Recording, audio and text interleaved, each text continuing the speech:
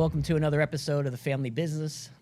This one is a bit unique in that I have brought in Andrew Cleeland from Fogarty, one of the more unique individuals that you'll meet in the medtech industry. I'm looking forward to having a conversation with him. Andrew, thanks so much for joining. Looking forward to hearing everything from you. My pleasure, Matt. Unique is a very unusual introduction for me, so I'll see if I can live up to that. Yeah, man. Well, I've met thousands, and they're not you. So let's get into a bit of some of this. I want to cover a range of topics, and certainly if you have any suggestions or things you want to cover, obviously bring them up, because sometimes when I say something, it triggers a topic you'd like to discuss. So that's fun. That's got to be the key, right? Yeah, man, it's supposed to be mutualistic. So the first thing that comes to mind for me is serendipity with you. I mean, your life has been a bit of a Walter Mitty kind of life with all kinds of amazing, interesting things happening to you. And I'm curious from your standpoint, now that you can look back on it a bit, how much of it was intentional versus serendipity? Hey, great question. I've never actually thought of it being serendipitous, but I think you're probably right. Look, the way I look at it is it's being prepared, right? So I don't think you can cause events to happen to you, but you can be prepared for when they do, and then take advantage of the ones you want, and hopefully dodge the ones you don't want. If that makes sense. And so from a preparation standpoint, just to give a little context, you come from fairly humble beginnings, single parent, just you and your brother, right? You have one sibling? I had one sibling, yeah. He passed away, Oh, unfortunately. goodness, Andrew, I didn't know that. My apologies. So when you're trying to prepare for all that life's going to throw at you, you don't have much to pull from coming from, halfway across the globe in a bit of a smaller town. You're outside of Melbourne in Croydon, correct? Correct. Yeah. Yeah. Yeah. So tell me a bit about that. When you say preparation, when you were growing up, what do you think happened to you that prepared you for the milestones that you've achieved? Wow, that's jumping in quick and deep. Let's do it, man. That's why we're here. Let's go. Look, I think it's easier to look back, right, and say, hey, I was prepared. I think your circumstances help you prepare you as you get more mature, as you age. You start to be more active in that preparation. I think as a young guy, it was some remarkable experiences, and I think I think I just hit a theme. It's experiences and it's attitude. It's the attitude in which you enter those experiences. So yeah, I did grow up with a single mom until I was about 10, and she met and married my stepdad, my father, my dad. But for that early years, I grew up with her, my brother, and her brothers and sisters, and my grandparents. So we lived with my grandparents. Holy cow. And being exposed to some really principled, salt of the earth type folks, really gave me a great grounding, and got exposed to a lot of things. It's growing up in Melbourne is very similar to growing up probably just on the outskirts of San Francisco, except with an Australian flavor. Australian flavor is sports. So I grew up with a ton of sports, and I think that probably influenced my career more than anything else was team. I think I grew up from an early age appreciating, a statement that we use to this day, but it's team before self. And that you have a real strong team around you, you are going to be more successful than trying to do something alone. So I grew up with those principles. And then, the thing, some of the stories you and I haven't discussed, and we'll have to go into some detail there of the good fortune that's come my way. But I think it was being, I don't know, you want to call it opportunistic or or brave in seeing opportunity and taking it, and ultimately ending up over here, sitting on a podcast with you. Your whole life has gotten you ready for this moment. So let's. I want to show off a bit. I did some homework on Aussie rules football versus rugby, And Hmm. because I saw that there's a distinction, to be candid and mildly embarrassed because I am a bit of a sports nut, I didn't realize there was a substantial difference between the two games. Did you play both? So I played rugby as a young kid and then transferred over to Australian rules. And they are the only similarity really between the two of them is I'd say the toughness of the players and the fact that you have a ball. Everything else is very different. Which one is tougher? Of course, Australian rules. I was setting you up. And Toughest sport in the world. and how big is a Sharon? Is that what they call it? Yeah. How big is it compared to an American football? So I'd say very close, maybe just a tad bigger, but it's a little more rounded. It's not as pointy, right? American football's been designed to be passed and spun. Australian football it moves in a slightly different direction. So a little similar size. I Right. wish I didn't know you were going to ask that question because I got a cricket bat here. I've got a cricket ball. I just didn't bring a football in. Maybe I should.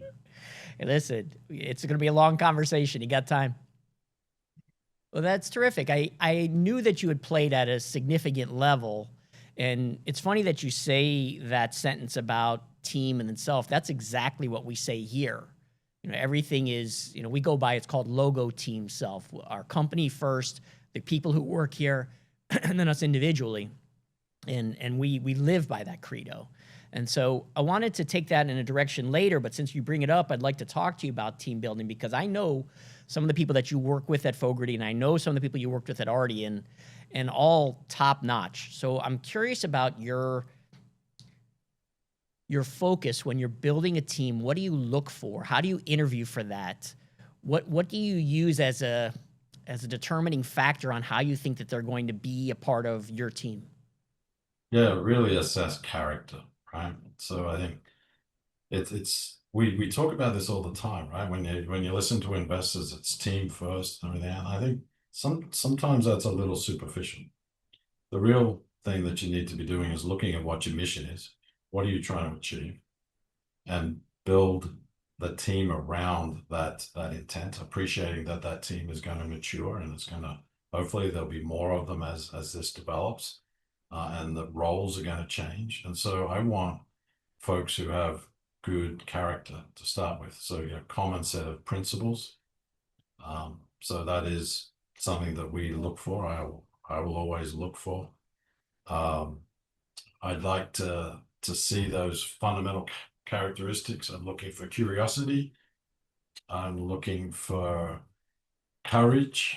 I am looking, courage to stand by your convictions, courage to take risk.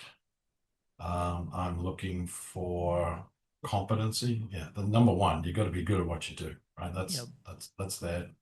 But there are a lot of folks who can do this. I want to find the folks that are going to work best with the people that I've got around me. So it's a very deliberate process. Do you have specific questions that you consistently ask to determine those intangibles? No, so I wouldn't say there's anything specific. It's just appreciating that I'm delving into that. The other elements, not just me, right? Yeah. That's we'll sit around and have a conversation about the candidate with a team, Mm-hmm. and ensure that each of us are going to be probing into certain areas. The thing that we talked about, some of those intangibles, when you're going through an interview, you most people to get to the level that we're talking about are going to be good interviewees, I should say. Mm-hmm. I want to look a little bit beyond that. So we do things like try and take folks out for a breakfast, for a lunch, or for dinner, Yep. and watch how they interact. Right? Watch how they interact with some of the wait staff. How do they interact when things don't go well? Their order doesn't come through as planned. So they're the little signals that we're looking for to see if they really are the person that they're presenting themselves as. So it's not just a one-on-one conversation. It's really looking for those intangibles. Um, this world that we live in, medtech, it's pretty small. And so it's highly probable, as you know, someone that's worked at the same company, Yeah. someone who's worked with them, they're the best. It's not the references that we get given that I'm interested in, it's the references we find. So you're telling me with the references you found on Greg Bacon, you still hired him anyhow? Yeah, well, that was almost like a bit of an arranged marriage. And this is where guys. So I can tell you the story around Greg was spending time with him playing golf at the behest of Alan Will and Hank Plain. You know, they took Yeah. us out together, and it was those guys that were deliberately setting us up together. Huh. Ultimately, became a remarkable pairing.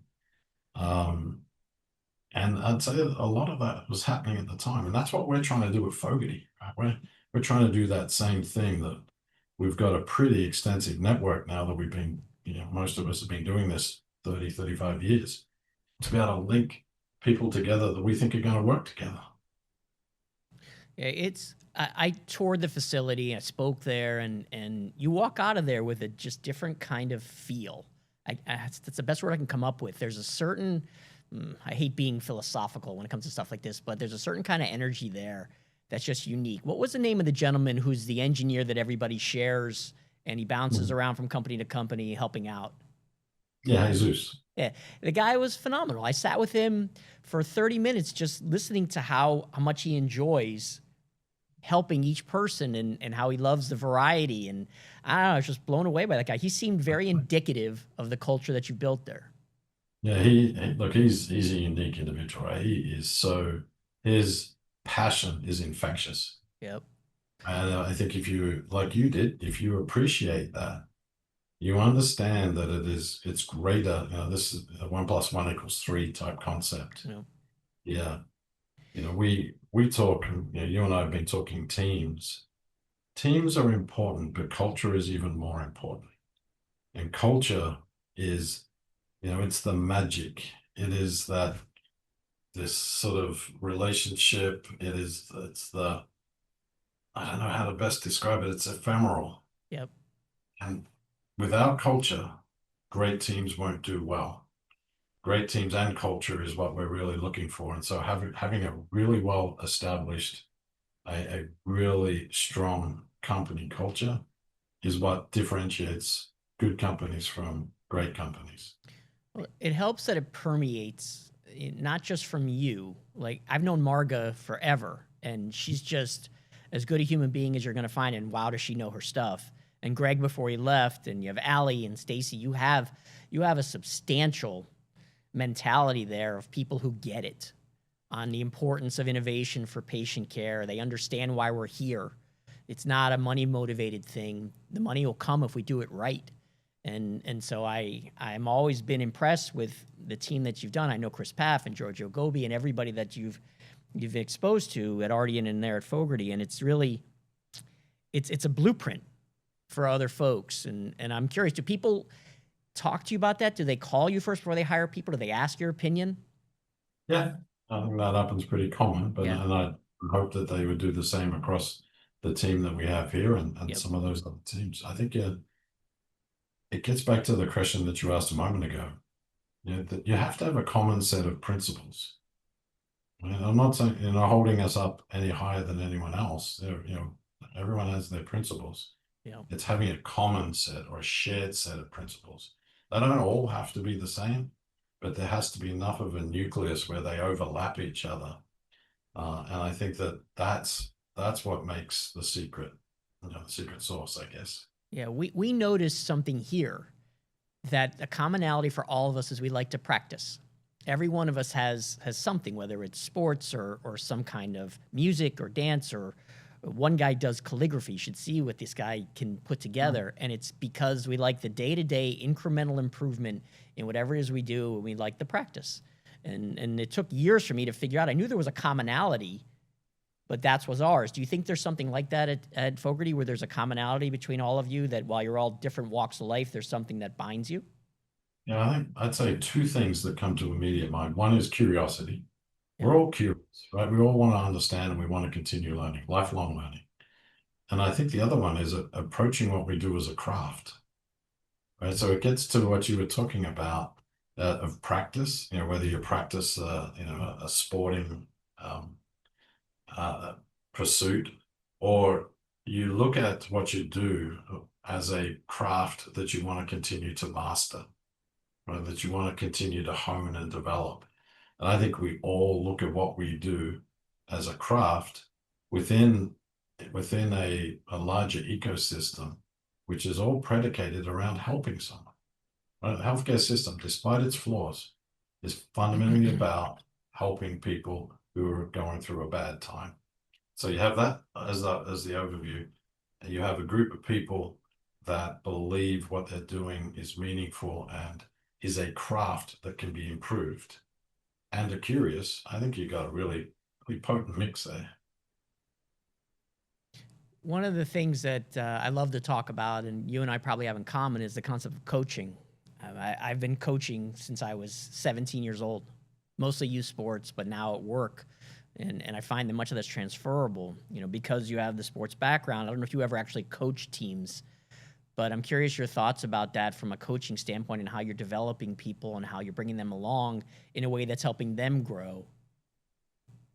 Yeah, look, I think, yeah, well, all of the early work that that we did playing sport, playing cricket, playing football in Australia, but there's some great development programs that they had where as you progressed up your age category until you get to the senior category where it's everybody, you coach the junior teams. So yeah, Oh, as a 14-year-old, I was help coach 12-year-olds.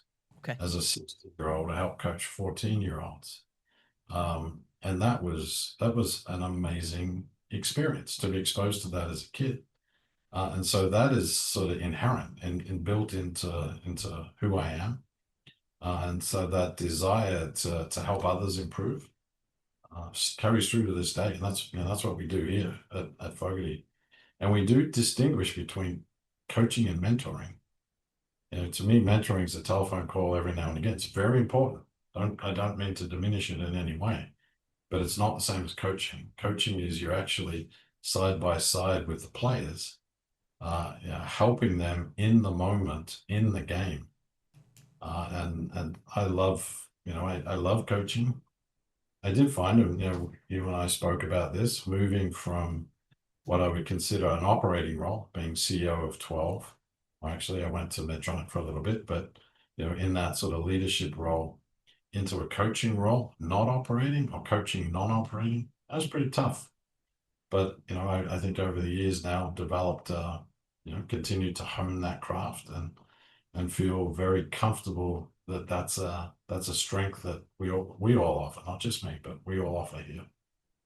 Now, do you think that this coaching part of your personality extends to you being on a board? Is that why you sit on so many board seats? Or I'm always curious for someone at your level of accomplishment is sitting on this many boards when you have Fogarty and so much going on.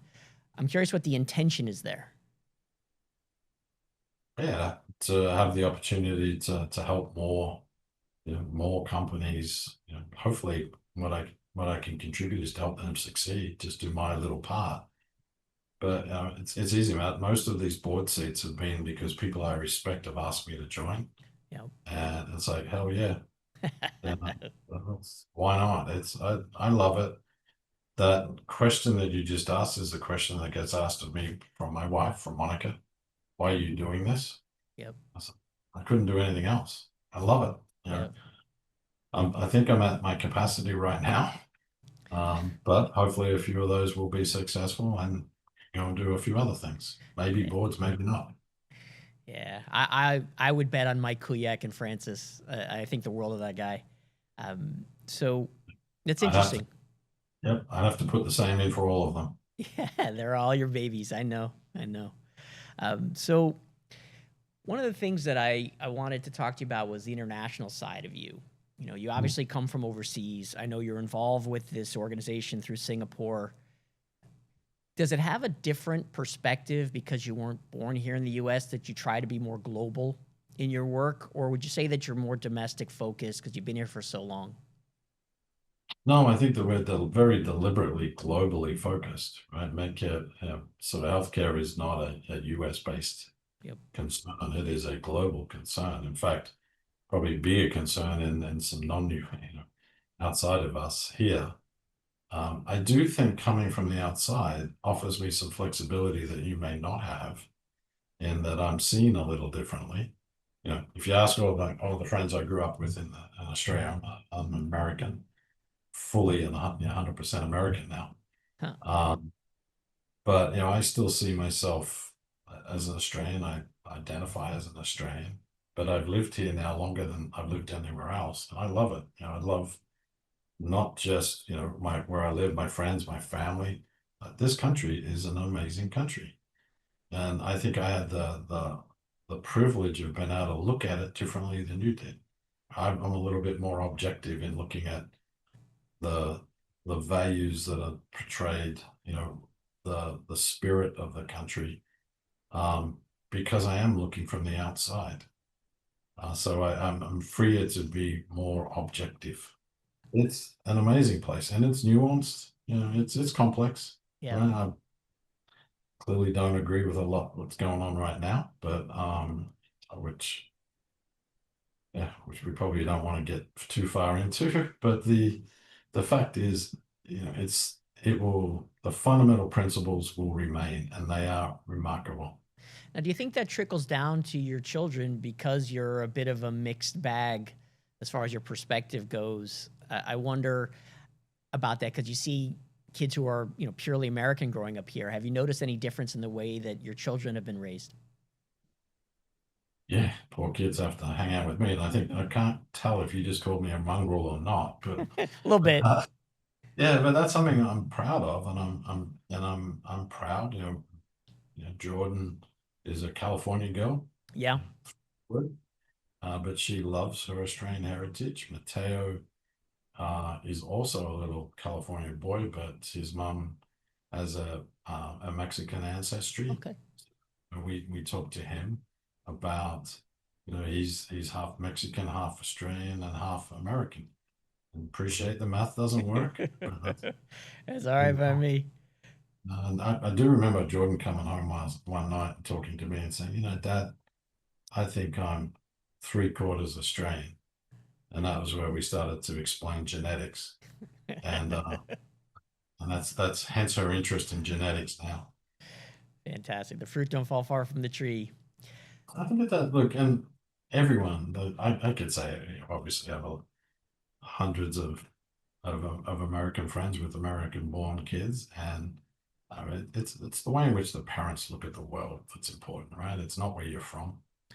I would agree. I mean, my family is Polish, and we came here, escaping at the war, and I was brought up in a very interesting community in Cleveland, Ohio, and then moved down to Florida, and so I'd like to think my values are as good as anybody's, and I take a little pride when people make Polish jokes. I'm like, go ahead, say it louder. Mhm. We're still here, and so I don't know. I puff out my chest just a little bit. Now, I was having a conversation with someone, an executive, the other day, and I thought about you because I knew this was coming up, and it was the concept of lightning striking twice. They were from a company that had had a fantastic run and a great exit. And he was one of the C-suite members, and he's like, I just don't know if this is going to happen again. And all I kept thinking was, well, lightning hits the ground millions of times a day.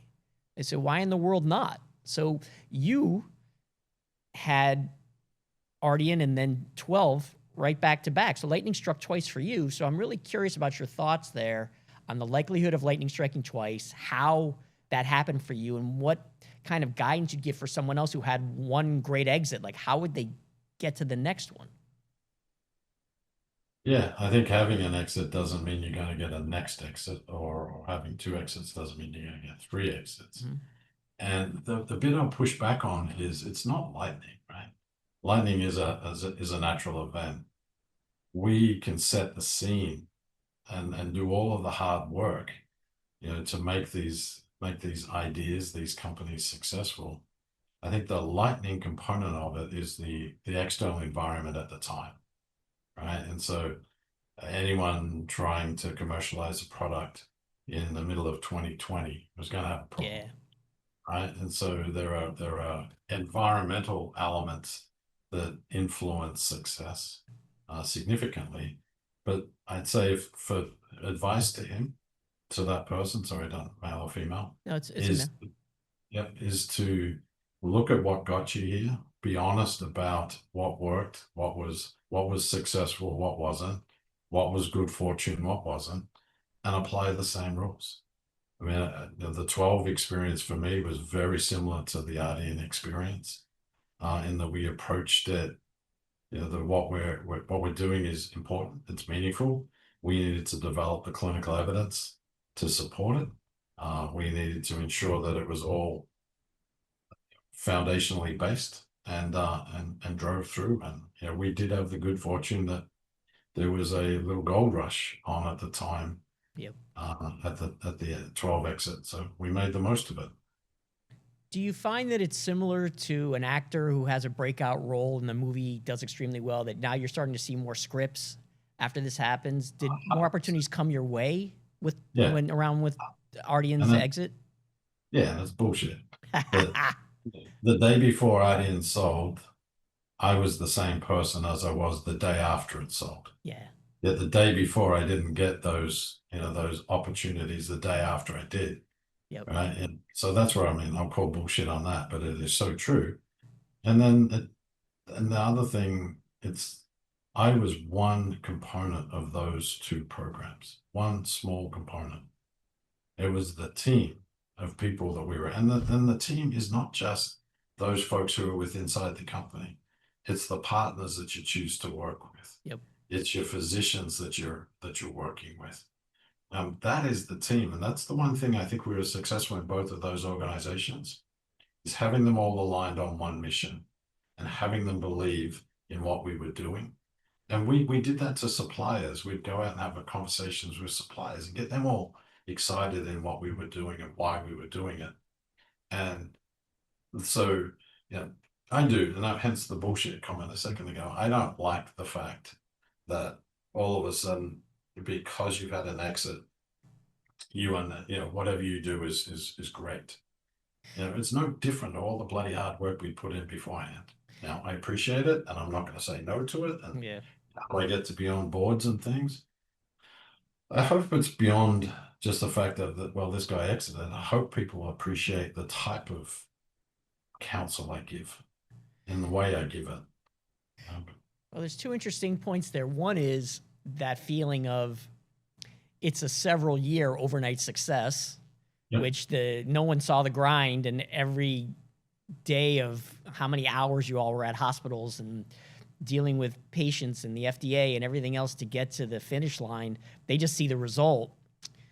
But the other part is spreading your culture to people who are adjacent to your company. That's a really clever way to put it, and I hadn't thought of it till now.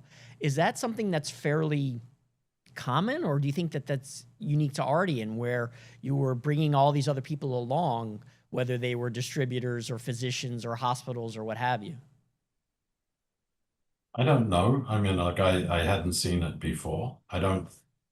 So I think through the Ardian 12 and Fogarty experience, right? I think people need to understand that this is a really tough world that we're operating in, right? It is really hard to take an idea all the way through to commercial success. By commercial success, it's actually serving the need that we wanted in the beginning, which was to help patients. And that you can't do it alone, and that you have to work with all of these groups. Why treat them any differently than the way you treat your own internal team? They all should be treated the same. And that's both. I have extremely high expectations of myself, and I hold others to those expectations, internal or external. We pick our physicians. Look, everyone has to deal with certain KOLs, but we tended not to. We worked with the people that we felt, again, shared our values and wanted to participate in the fashion that we thought was necessary. Make sense? Yeah, definitely. I'm wondering if you, and this is tongue in cheek, but I'm wondering, did you think Medtronic was stalking you after the second acquisition? Were they just watching whatever company you went to and they were going to buy that one too? After the study failed, I kept looking around the room for little red dots. Yeah. Looking to shoot me. I thought that was there. Now, look, I think, you know what, Medtronic, and it wasn't just Medtronic, there are other companies they saw what we actually accomplished with Ardian, the Yeah. amount of work went into that, the fundamental science. Look, I know there's doubt out there. This works. And the biggest, regret I have in my life is of not participating more in that clinical trial Yep.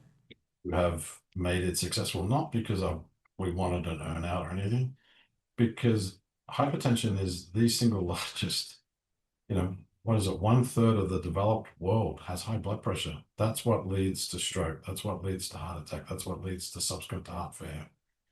The opportunity to have a real impact on this world is through doing what we did, and got to give them so much credit for persevering.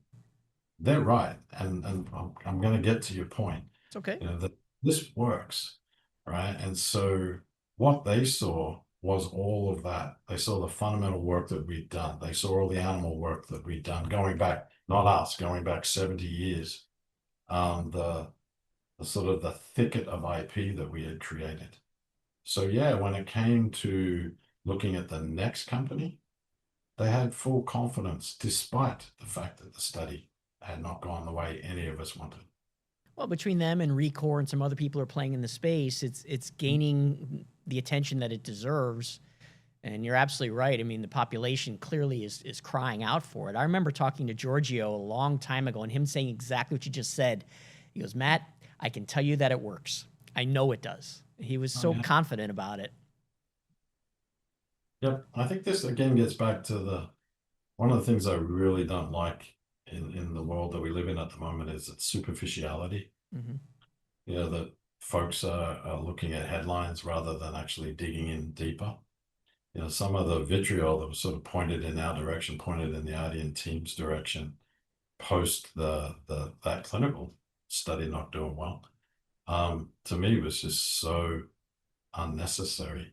Anyone who actually looks and understands the science will have that opinion. This works. We just got to get it out there and get it to people. And clinical studies are bloody hard. Yeah, they are. It is a slog.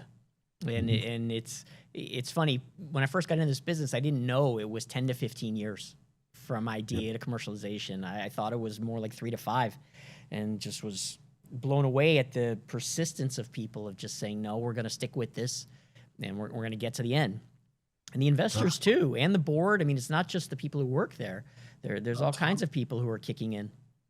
I think you got to sort of hopefully that feeling that you just communicated is why I love this industry and why I want to do what it's necessary to help others who are trying to do the same thing, right? We're Yeah. here to support the ecosystem. For Fogarty, it's the early stage of that ecosystem, but it's tough and it's going to take a long time. And I think people who are invested in this space and I mean themselves and dollars uh, need all the support they can get.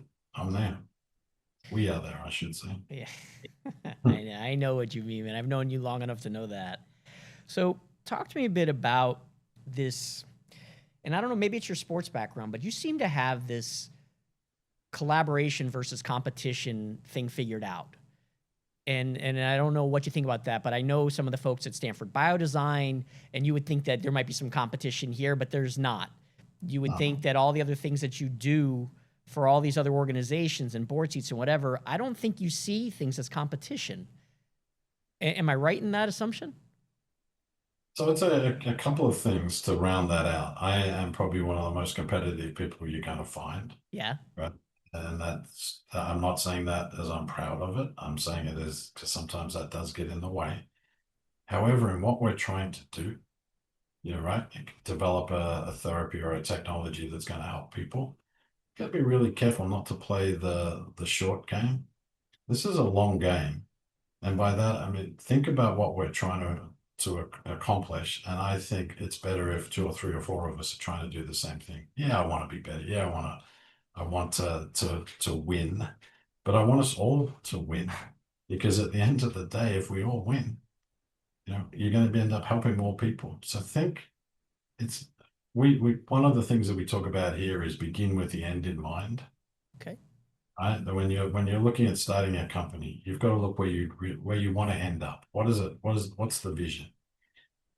I think that when I'm looking across a portfolio of companies or I'm looking across an industry, I want us all to win because of what we're trying to accomplish, which is to help somebody who's going through a tough time. And so, yeah, I have no hesitation in helping others who are doing similar things. Yeah, I just, to me, I've always felt a rising tide raises all boats. I don't want Mhm. to be the only busy search firm in the world because that's not good for the industry at all. If we're all busy, then fantastic. That means patients are getting all kinds of additional innovation and people are having better careers.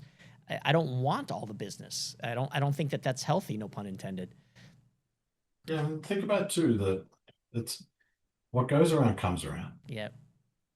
I have seen, well, and maybe some of this does go back, it absolutely goes back to sport, but I think sport I was probably a little bit more ruthless, but then go and have a beer with the opposite team after the game. I always thought that was really important.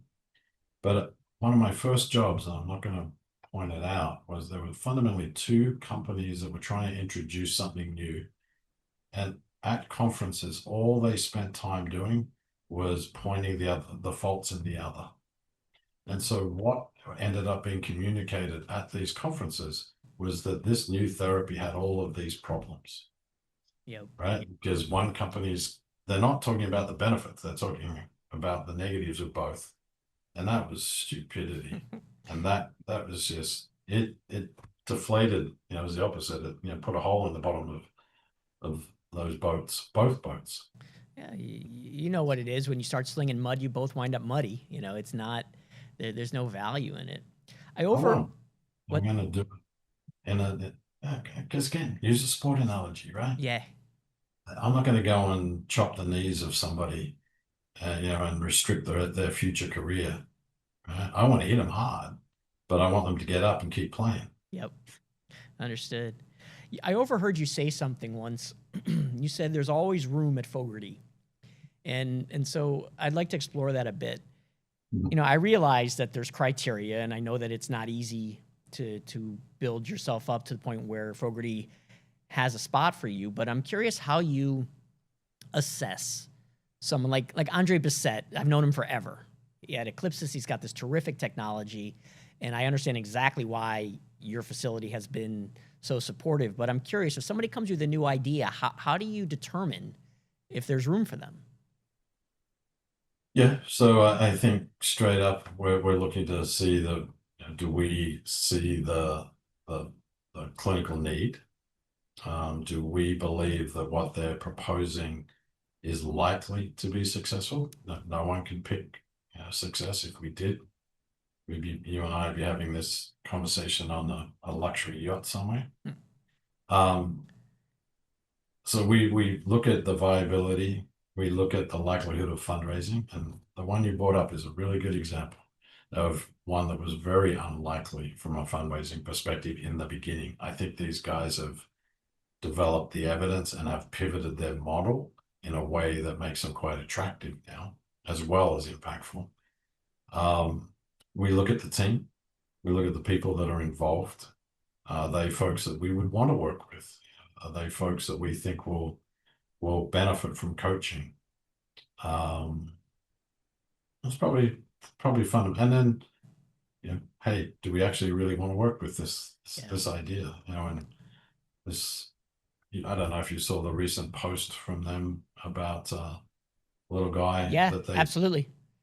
I just think that that is the definition. As I said in I think it was the first repost I've ever done with a comment, Yep. and it was just because it spoke to me that God, if that's what we want to do, that you freed this kid from a very restricted life, and I love it. So if anyone's listening to this, go look it up. It's Yep. Eclipse Regenesis. Yeah. I That's magnificent. So that's what we do. Look, we want to help these young companies get their products out there. And we do it, as you said, it's quite difficult to get in.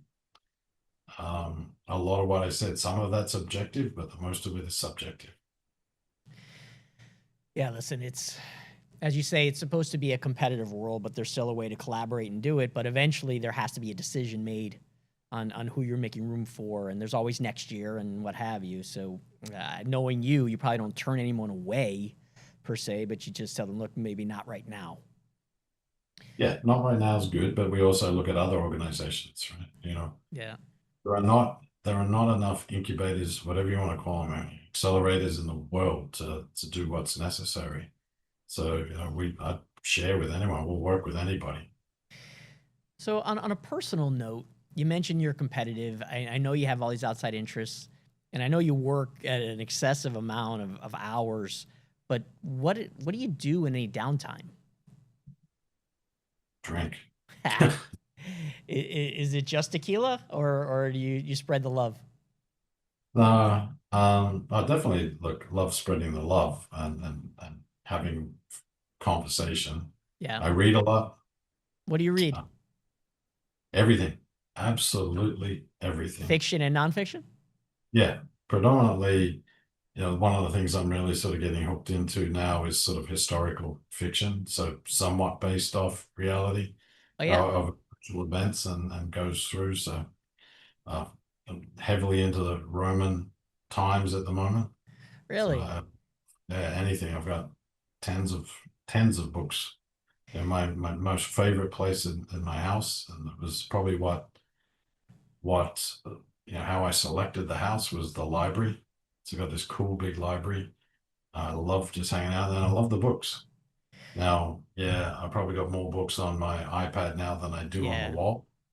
But I just love books, and it goes back. I've read since I was a little kid, and it is constant. I I go on think the hop I at night time, so I think TMI. yeah, I think the value of reading as a kid, and it's funny, I watched my son not be a reader, and it was heartbreaking because my wife and I are voracious readers. My daughter's a voracious reader, and he's still at just, I don't know, it's a generational thing. He just hasn't picked it up. If you want a historical fiction book, by the way, look at Caleb Carr. He wrote The Alienist, and it's Teddy Huh. Roosevelt's in it. I don't know if you ever read it, but I really enjoyed that book. And It's got so, whole ones. what's that? I just handed off one to one of our interns, and it was called Trinity. It's written by Leon Uris, and it's about the Irish Uh-huh. troubles, but going way back. And it is it's fiction, but it's woven around facts, and I think it helps educate you as to from both sides or all sides of a problem. I love understanding that, and I think that's given me a real broad view of the world. Yeah, I think so too. When I was growing up and didn't have much money, that was the way I traveled. I read about the entire planet. Now that my wife, drags me all over the planet, it's now seeing those books come to life, and it's extraordinary. But most of it was just reading for me. So I want to end with one rather personal question: is where do the elephants come from? I've seen you a few times, and you always wear an elephant kind of gear. Like what is that? Yeah, pretty simple. Favorite quote right now. As I've grown, I've captured quotes from here and there, and one that came most likely from one of those books that I was reading is a quote, and it's attributed to Hannibal of Hmm. Carthage. And he was asked as allegedly, right, I wasn't there, asked as he's coming over the Alps, how are you going to do this? And his response, or the quote that it's attributed to him, I think captures the essence of medtech startups. And that is, I'll either find a way or make one. Ha! I never I think heard that. Love it. either find a way or make one. Now, obviously, it's in Latin, and what Yeah. I won't show you because I don't know get up, but it's on the back of my shirt is in Latin. Uh-huh. And so one night I was putting together a presentation. It would have been 11:30 at night, like normal. I'm sitting on the couch doing working, and I got bored. I just put that quote into the presentation, and I went to my emails, checked my emails, and this is an ad. You should charge these guys, but custom ink came up, and like normally that takes me a split second just to delete that, move on. I hit the button this time and sat down and thought, I'm going to make myself a shirt. So I went online, found an elephant image, put it on the front, put the Latin quote across the back, and this was for no one else but me. And so, I get now, I'm fortunate, or unfortunate, one way, how you want to look at it, to get to talk at a lot of conferences. And I get nervous. It's not something I'm truly comfortable. Yep. And so I thought, you know what, this is important to me. The logo fits right. I'm never going to wear a tie in my life again. So that can go underneath my jacket and it will be just here. And I know it's here. And it was just for me. So yeah, ordered half a dozen of those for myself. Now I'm thinking of selling them. I think I might have It's a little cottage industry for you. That's amazing. Well, it's a little bit of serendipity from what we were talking about early on, and you hit that email, and the rest is history. Yeah. Well, look, I feel like I could talk to you for hours. I cannot tell you how much I appreciate you making some time to chat and letting people get to know you a bit. And if there's anything else that you ever want to chat about, I'm here for it. Appreciate it. We appreciate your support of Fogarty. So listen, can't wait to get you back out, right? I'll be back in September. Try to keep me away. Can't wait. Then you're gonna have to come around the house. We're going over. I'll show you what we do outside of work hours. Terrific. Would love it. All right. Well, Done. This has been a fantastic episode of The Family Business with the incomparable Andrew Cleeland. Thanks so much for making time. Thank you. My pleasure. Talk soon. All right, sir. All the very best.